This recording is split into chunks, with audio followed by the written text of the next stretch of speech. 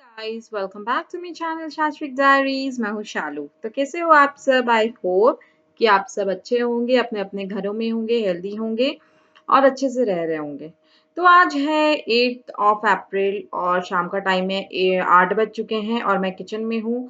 तो किचन में मैं सबसे पहले थोड़ा सा जो मेरे बर्तन थे दोपहर के, वो सब मैं वॉश कर रही हूँ। शाम के हम लोगों ने चाय भी पिए थे, तो वो सब वॉश करके और अभी मैं डिनर का प्रिपरेशन कर रही हूँ। तो सोचा कि आज आप लोगों के साथ अपना नाइट रूटीन, जो डिनर रूटीन होता है, वो शेयर करूं। और पिछला ब्लॉग जहाँ पे मैंने एंड किया था, जस्ट वहीं से मैं अब इस ये ब्लॉग का स्टार्टिंग कर रही हूँ। तो आज मैं डिनर में मैंने सोचा था बनाने का पनीर भुर्जी और साथ ही साथ पराठा बन जाएगा इसके साथ। तो पनीर भुर्जी की रेसिपी भी मैं आप लोगों के साथ शेयर करूंगी और बहुत ही क्विक रेसिपी है, बहुत टेस्टी लगती है एंड पराठे और रोटी के साथ तो बहुत ज़्यादा यमी लगती है। और ये वाला जो भुर्जी है, ये स्टफिंग अगर आप बना लो तो आप जैसे मैं सैंडविच भी बनाती हूँ तो उसमें भी फील कर देती हूँ, तो पनीर सैंडविच बन जाता है तो बहुत अच्छा लगता है। और वैसे भी कुकिंग तो पूरा एक्सपेरिमेंट की ही बात होती है, आप कैसे भी कोई भी चीज़ बना सकते हो। और मुझे नए-नए एक्सपेरिमेंट्स करना कुकिंग में बहुत ज़्यादा पसंद है और बहुत अच्छा लगता है कुकिंग करना मुझे। तो बस मैंने यहाँ पर सारे वेजिटेबल्स जो हैं वो चॉप कर लिए थे और उसके बाद मैंने कढ़ाई को क्लीन कर लिया, क्योंकि मैं लोहे की कढ़ाई में बना रही हूँ, तो इसको जब भी आप बनाओ तो थोड़ा-सा इसको साफ करना ही पड़ता है। वैसे भी मैं जब धो लेती हूँ उसको तो साफ करके ही रखती हूँ, बट मतलब पोंछ के ही रखती हूँ, बट जब बनाने के पहले भी क्योंकि इसमें थोड़ा-सा रस्ट हो जाता है। तो यहाँ पर पनीर भुर्जी बनाने के लिए सबसे पहले मैंने लिया रिफाइंड ऑयल, आप चाहे तो कोई भी ऑयल ले सकते हो, और थोड़ा-सा जीरा मैंने ऐड किया है और साथ ही साथ मिर्च। मिर्च मैंने एक ही ऐड किया है, अगर आप चाहो तो थोड़ा ज़्यादा भी ऐड कर सकते हो अगर तीखा ज़्यादा खाना पसंद करते हो। यहाँ पर आदू को भी खाना है, जो कि मेरा 2 साल का बेटा है, इसीलिए मैंने ज़्यादा तीखा नहीं बनाऊँगी मैं। तो हल्का-सा जब हमारा जीरा जो है वो तड़कने लगता है तो मैंने उसमें डाल दिया था प्याज़, और प्याज़ को हमें अच्छे तरीके से भूनना है, ढक-ढक के मैं इसे मतलब 5 मिनट के करीब तक भून लूँगी एकदम कम आँच में।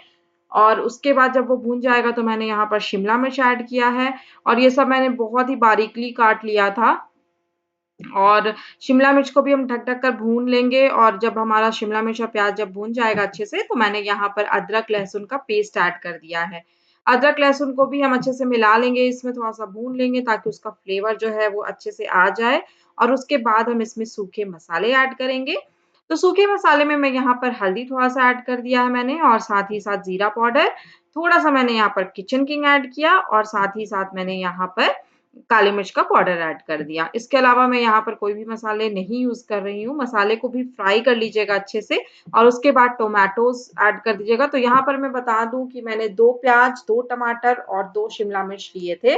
सारे के सारे मीडियम क्वांटिटी में थे। तो मसाले भी जो सूखे मसाले अच्छे से फ्राई हो जाएँगे, तो यहाँ पर मैं ऐड कर रही हूँ मैगी मसाला। ये बिल्कुल ही ऑप्शनल है। अगर आप नहीं चाहते हो तो आप नहीं भी कर सकते हो, बट इससे बहुत अच्छा एक फ्लेवर आ जाता है। मैगी का जो भुना हुआ मसाला आता है ना, वही वाला मैंने ऐड किया है यहाँ पर। बस उसको भी हम लोग 1 से 2 मिनट तक मिला लेंगे, अच्छे से भून लेंगे। और देखिए हमारा जो मसाला है और वेजिटेबल्स अच्छे से पक चुके हैं, कढ़ाई बिल्कुल छोड़ चुके हैं। तो दैट मीन्स कि आपका जो मसाला है पूरा रेडी हो चुका है। मसाला रेडी होने के बाद यहाँ पर मैं ऐड करूँगी नमक, क्योंकि नमक मैंने यहाँ पर इसलिए ऐड किया है लास्ट में, क्योंकि अब मैं थोड़ी देर के बाद पनीर भी ऐड कर दूँगी, तो पनीर में भी अच्छे से नमक आ जाएगा। आप चाहो तो स्टार्टिंग में भी नमक डाल सकते हो मसालों के साथ, ये टोटली आप पे डिपेंड करता है। तो उसके बाद मैंने यहाँ पर देखिए पनीर ऐड कर दिया। पनीर को मैंने हल्का-सा गर्म पानी में थोड़ा-सा उबाल लिया था, क्योंकि ये मैं फ्रीज़र में रखती हूँ, जो फ्रोज़न वाले आते हैं वही मैं यूज़ करती हूँ पनीर। और बस इसको भी मैंने थोड़ा-सा मतलब क्रश कर लिया था अच्छे से, क्योंकि हम लोग यहाँ पर भुर्जी बना रहे हैं। बस अभी हमें इसे मिला लेना है मसालों में और हमारी पनीर भुर्जी बिल्कुल रेडी हो जाएगी। और ये बहुत ज़्यादा यम्मी लगती है, जैसा कि पहले भी बताया, पराठे के साथ, रोटी के साथ, कोई भी स्टफिंग आप कर सकते हो। तो बहुत अच्छी लगती है ये। तो आप भी ज़रूर बनाइएगा, मुझे ज़रूर बताइएगा कि आप लोगों को कैसी लगी। तो यहाँ पर डिनर हो चुका है हम लोग का और अप्रॉक्स 9:30 के करीब हो चुका था। तो मैं यहाँ पर आ गई हूँ फिर से, जो भी डिनर के जितने भी बर्तन हैं वो सारे मैं क्लीन कर लूँगी। साथ ही साथ गैस स्टोव के जो भी जो उसके होते हैं ना स्टैंड, वो भी मैं क्लीन कर लूँगी। सारा काउंटर टॉप क्लीन कर लूँगी। मतलब ओवरऑल मैं पूरा किचन को क्लीन करके ही सोती हूँ।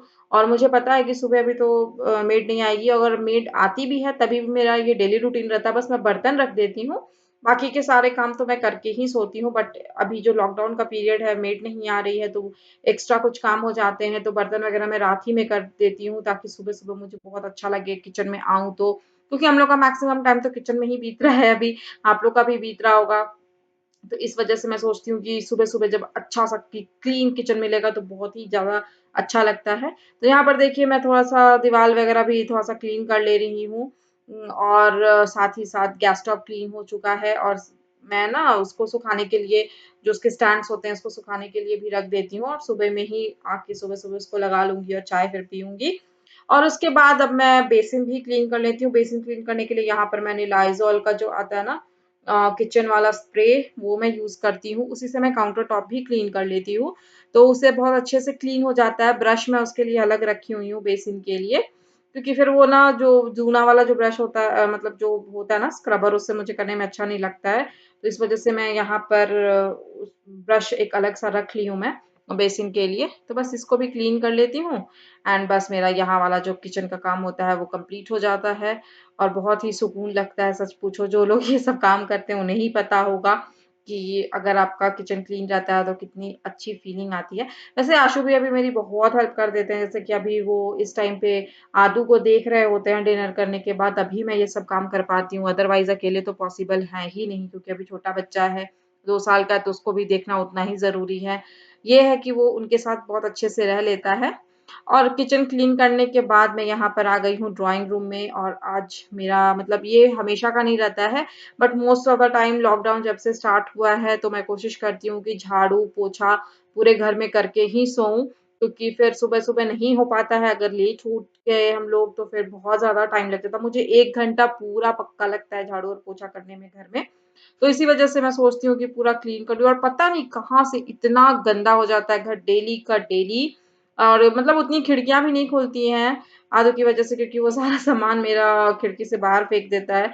तभी भी घर इतना गंदा हो जाता है, तो डेली बेसिस पे हमें झाड़ू और पोछा करना ही पड़ता है, और अभी तो इतना डर लगा रहता है। तो अभी तो वैसे भी घर को आपको क्लीन रखना ही पड़ेगा। और यहाँ पे मैं आदू का जो रूम है, मैंने एक टॉय रूम बना के रखा हुआ है, और यही मेरा पूजा घर भी है।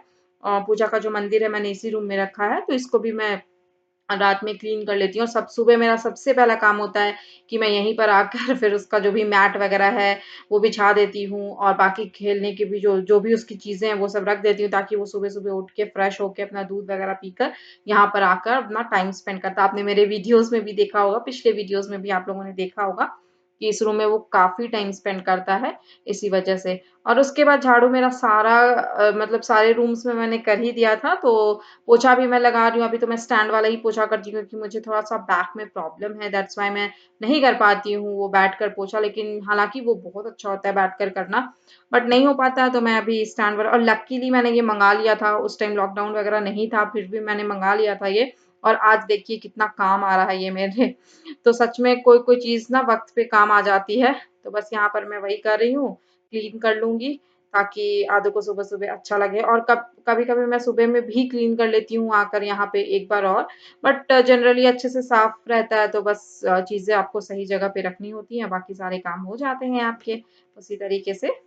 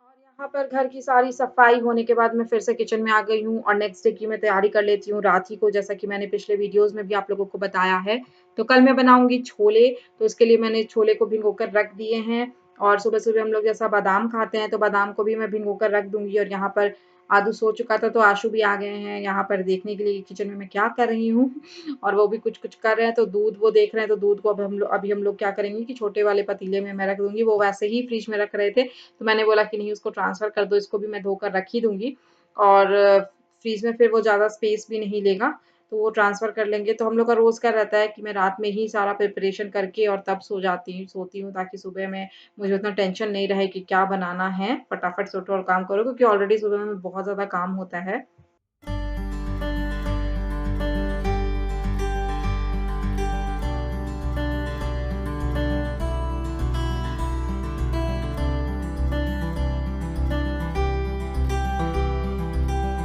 गाइस अभी 12 बज गए हैं और मेरे सारे काम ख़त्म और इनफैक्ट मैंने सुबह के भी आधे काम फिनिश ही कर लिए हैं क्योंकि सुबह मॉर्निंग में ना झाड़ू पोछा बर्तन जो रहता है सबसे मेन काम हो जाता है।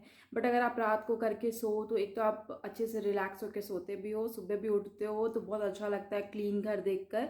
एक अलग सा एटमॉस्फेयर होता है और आपको बहुत फ्रेशनेस मतलब लगता है। फिर आप आराम से चाय पी सकते हो, नहाकर पूजा कर सकते हो। तो बहुत अच्छा लगता है मुझे सुबह सुबह अगर मैं रात को सारा अपना काम फिनिश करके सोऊं तो। एंड मतलब दिल में एक सुकून सा होता है। I don't know about others, other क्या सोचते हैं, बट मेरे लिए तो होता है और सबकी अपनी अपनी सोच है। बहुत लोगों को होता है कि नहीं सुबह सुबह उठ के ही डस्टिंग है, तो डस्टिंग तो खैर मैं सुबह ही भी करती हूँ। बट बहुत लोग को होता है ना कि मतलब सुबह उठ के ही ब्रूमिंग एंड ऑल मॉपिंग करना चाहिए। बट मेरा ऐसा थिंकिंग नहीं है। और बेबी के साथ आपको जब भी जो भी टाइम मिले आप कर सकते हो। जैसे अभी मैंने झाड़ू पोछा लगा रही थी मैं, तो आशु आदू को सुला रहे थे और इनफैक्ट अभी वो सो ही गया होगा। तो अभी हम लोग रिलैक्स हो गए हैं तो मूवी देख सकते हैं या फिर मैं एडिटिंग करने चली जाती हूँ। बट आज आशु ने बोला कि अंग्रेज़ी मीडियम मूवी आ चुकी है तो वो हम लोग आज देखेंगे। बहुत मेरा मन था कि अंग्रेज़ी मीडियम में जाऊँगी देखने, बट लॉकडाउन की वजह से जब रिलीज़ हुआ तब भी नहीं गई। और अभी वैसे भी आदू थोड़ा परेशान हो जाता है मूवी देखने के टाइम पे, अगर हम लोग मल्टीप्लेक्स वगैरह में जाते हैं तो घर पे ही थोड़ा सा टाइम निकाल के हम लोग देख लेते हैं। तो इस टाइप से हम लोग का चलता है। और बस अभी इतनी गर्मी हो गई है यहाँ पर और मुझे तो अगर मैं फ़ैन चला दूँ यहाँ पर तो फिर आवाज़ नहीं आएगी मेरी क्लियर। तो फ़ैन ऑफ करके रखा हुआ है मैंने। तो बस यही मेरा अभी लॉकडाउन का यही रूटीन रहता है कि मैं रात को ही कोशिश करती हूँ। ऐसा नहीं है कि हर दिन करके सोती हूँ, बट कोशिश यही रहती है अगर मैं बहुत ज़्यादा टायर्ड नहीं रहती हूँ तो रात को ही मैं कर लेती हूँ। मुझे 1 घंटा पक्का लगता है झाड़ू और पोछा दोनों करने में, तो वो कर लेती हूँ। बर्तन तो मैं बहुत कोशिश करती हूँ कि करके ही सोऊं, क्योंकि फिर सुबह सुबह अगर किचन में आओ और बर्तन वगैरह नहीं धुला रहता है, किचन गंदा रहता है, तो मुझे बिल्कुल मतलब अच्छा नहीं लगता है वो चीज़। तो बस यही है। और ये ब्लॉग को मैं यहीं पर एंड करती हूँ। होप आपको अच्छा लगा, और अगर अच्छा लगा तो प्लीज़ लाइक कर दीजिएगा and please to subscribe my channel अगर अभी तक आपने नहीं किया है तो। See you soon in another blog. Till then take care guys and be happy everybody. Stay at home, stay safe, love you all, take care, bye bye.